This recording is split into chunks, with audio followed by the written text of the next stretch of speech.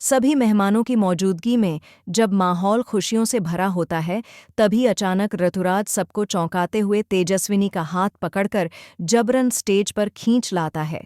वह माइक थामकर सबके सामने घोषणा करता है कि आज वह अकेला नहीं, बल्कि तेजस्विनी भी उसके साथ स्टेज पर गाएगी, क्योंकि वह एक बेहतरीन सिंगर है। यह सुनकर कुछ पल के लिए पूरा माहौल शांत हो जाता है, लेकिन तेजस्विनी तुरंत माइक लेती है और साफ शब्दों में कहती है कि वह ऋतुराज के साथ कोई भी परफॉर्मेंस नहीं करेगी।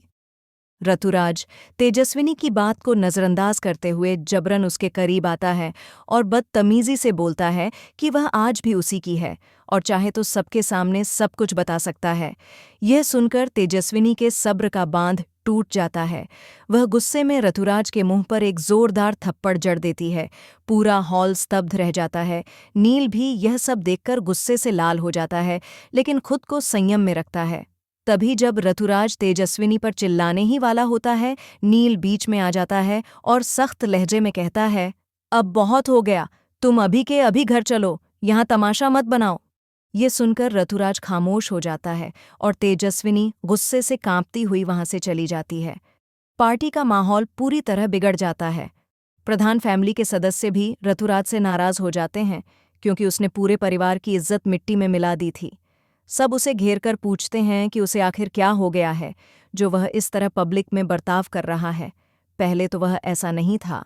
वहीं दूसरी ओर जब ऋतुराज यह कहने ही वाला होता है कि तेजस्विनी उसकी जिंदगी का प्यार थी और उसने उसे धोखा दिया, तभी नील बीच में आकर उसे रोक देता है और कहता है, ये सारी बातें बेबुनियाद हैं। किसी को भी तेजस्विनी को लेकर कोई गलत फहमी नहीं होनी चाहिए। वह इस घर की बहू है और हमेशा रहेगी। नील के इस स्टैंड के बाद ऋतुराज अंदर ही अंदर और ज्यादा जलने लगता है। वह सोचता है कि अब वह तेजस्विनी और नील दोनों से बदला जरूर लेगा, लेकिन क्या ऋतुराज की ये जलन उन्हें एक और मुसीबत में डाल देगी, या फिर तेजस्विनी और नील मिलकर हर साजिश का सामना करेंगे? जानने के लिए जुड़े रहिए हमारे चैनल के साथ, क्योंकि कहानी में आने वाला है एक और बड़ा ट्विस्ट जो सभी के दिलों को छू जाएगा।